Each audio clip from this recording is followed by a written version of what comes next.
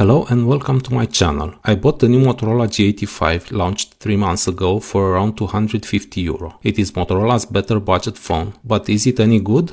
Let's find out. The box is simple and made of recycled paper. The phone is on the bigger side and has a plastic body with the front covered in Gorilla Glass 5 and is just water repellent, so don't drop it in the pool. The base version starts at 128 gigs with 8 gigs of RAM in some regions, up to 512 gigs with 12 gigs of RAM. You will find a clear silicone case in the box and a USB-C cable, but no charger for my region. The back is vegan leather or hard plastic depending on the color. My phone is cobalt blue and you can also find it in urban gray, olive green and magenta. The phone weighs only 171 grams and I find the design very classy and the phone is very well crafted. It definitely looks more expensive than it is, as the edges of the display are the premium feel. It has a 6.67 inches display, OLED 120Hz Full HD with 395 pixels per inch. The screen is bright indoors and outdoors but not HDR rated. The maximum brightness is 1600 nits. You can tweak the vividness and the white balance to your liking. The screen also has flicker prevention. In terms of biometrics, the phone has an optical fingerprint scanner which is accurate and responsive, though placed a bit low. The vibration motor is strong, adequate for the price, not flagship level of course. The phone is equipped with a very loud stereo speaker setup. Check it out.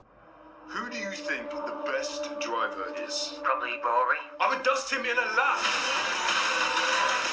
Jan, all you do is play video games with some crazy dreams of racing cars. Dad, you're the one that told us to always do something we love. You know what racing cars cost? Look around. It's not our world, son.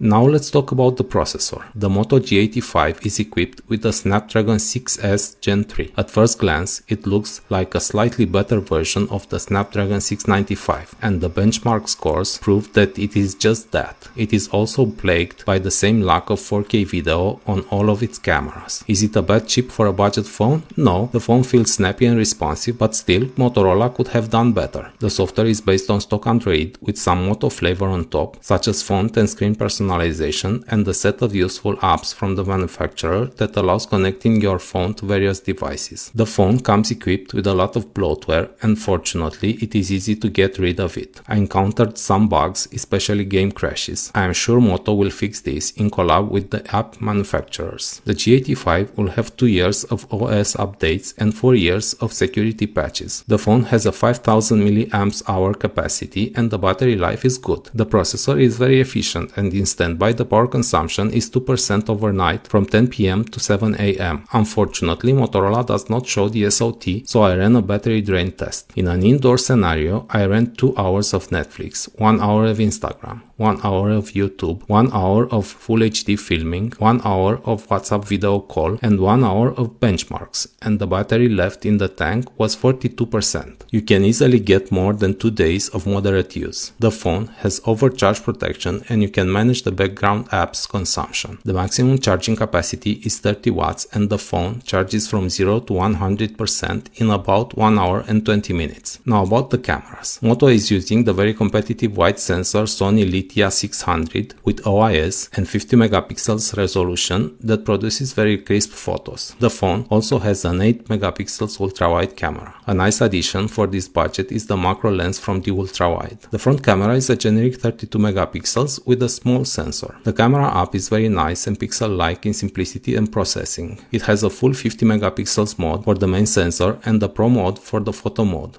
Additional modes include spot color, photo and video, dual capture, photo booth and panorama. The colors are neutral and overall the pictures turn out pleasant. You can choose from a lot of filters built in the camera app. When it comes to video, it has some limitations due to the processor. It has no 4K 30 FPS and you cannot change the cameras when filming. You have to end the video, choose a new lens and restart. Weirdly enough, I am not able to choose FPS when filming. Let me know if you can find this setting. I'll let you watch some photos and videos while I'll tell you the good and the bad. So is it worth buying? Yes, I encourage you to buy this phone, but maybe wait a bit for discounts. It is definitely worth €200. The good: sharp, bright display, very good battery life, life, stock Android, a good set of cameras, very nice and elegant construction, good stereo speakers, very good signal and call quality. The processor is not amazing but good for day-to-day tasks. What is so and so?